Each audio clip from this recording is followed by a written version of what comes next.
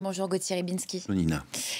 Chroniqueur international sur France 24. Quel écho peut avoir cet appel de Volodymyr Zelensky auprès de Vladimir Poutine? Alors, l'histoire retiendra qu'il y a la grande et la petite. Mais la petite, là, était très intéressante parce que quand vous me dites quel écho va rencontrer cette initiative auprès de Vladimir Poutine, aucun. Mais aucun de par la gêne que cette initiative suscite chez Poutine. Et c'est là qu'il y a une habileté de Zelensky qui est quand même assez remarquable, au sens qui est digne d'être remarqué. Pourquoi? Regardez ce qu'il fait. Il dit à la Russie, il faut reprendre les négociations. Tout à trac, il faut pas retarder, il faut surtout pas faire comme vous faites maintenant, c'est-à-dire d'esquiver en espérant que le temps joue pour vous. C'est ce que fait Poutine.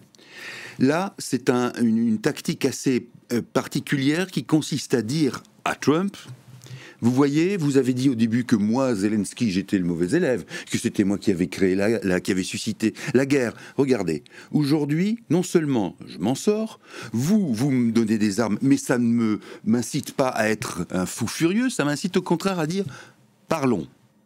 En face, qu'est-ce que vous avez? Vous avez l'esquive russe qui consiste à dire le temps n'est pas encore venu, disent-ils, de négocier vraiment. Alors, qu'est-ce qu'on fait? Et puis surtout, l'argument dont Moscou pense qu'il est massu, mais si c'était pas la guerre, on en rirait, vous allez voir. Il dit, mais Zelensky n'est plus un président légitime. Son mandat a été dépassé, et c'est vrai.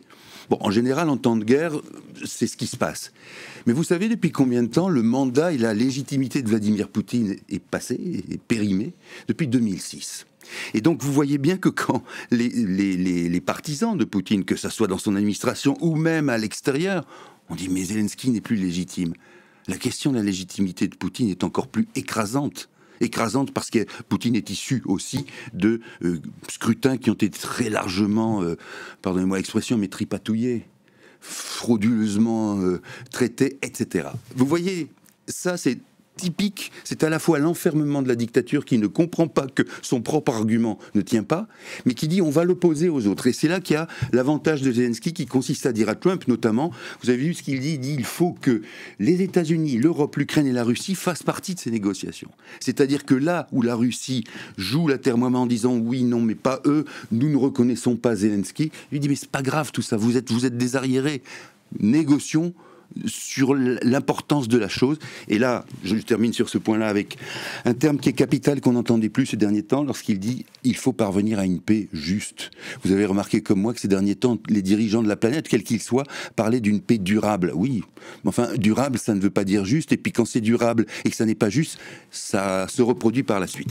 L'esquive russe dont vous parliez, qui Ouais. se joue aussi sur le plan des sanctions, puisque Moscou n'arrête pas de les contourner, est-ce qu'elles peuvent finir par avoir le moindre poids? Alors, il faut reconnaître que dans ce domaine, Moscou a déjoué les pronostics. Quand les premières sanctions européennes occidentales ont vu le jour après l'invasion à grande échelle de l'Ukraine, c'était en 2022, eh bien on a dit bon, c'est terminé, la Russie ne va pas tenir longtemps, pour une raison simple, c'est que la Russie en plus a tout organisé autour de l'industrie des hydrocarbures, et que quand il y a un problème avec les hydrocarbures, on n'est pas certain, loin de là, que le reste de l'industrie russe prenne le relais. Et c'est ce qui se passe aujourd'hui. C'est-à-dire que autant Moscou a réussi à contourner un certain nombre de sanctions, notamment financières, et de distribution de ces hydrocarbures, puisqu'on a vu par exemple que l'Azerbaïdjan, finalement, écoule du pétrole et du gaz russe, sans le dire. Mais aujourd'hui, là où le problème, où le bas blesse, c'est que vous avez dans l'industrie russe, par exemple, des problèmes de remplacement de pièces de rechange. En soi, ça n'est pas dramatique, mais ça ralentit la production. Et sur la machine de guerre, ce qui est capital pour Moscou, eh bien, vous avez bien souvent maintenant ce qu'on appelle du cannibalisme, c'est-à-dire qu'on s'aperçoit qu'entre deux matériels de guerre, vous en avez un qui marche pas très bien et un autre qui marche pas très bien mais dans un autre domaine, donc on pille les pièces de l'un à l'autre et finalement ça ne donne aucun qui fonctionne.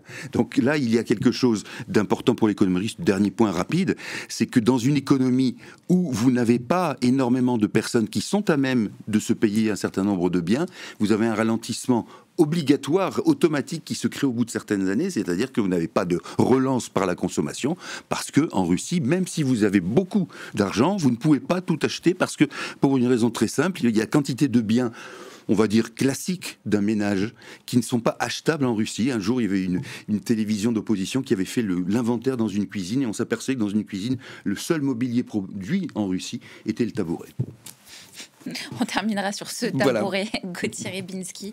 Merci beaucoup pour votre décryptage.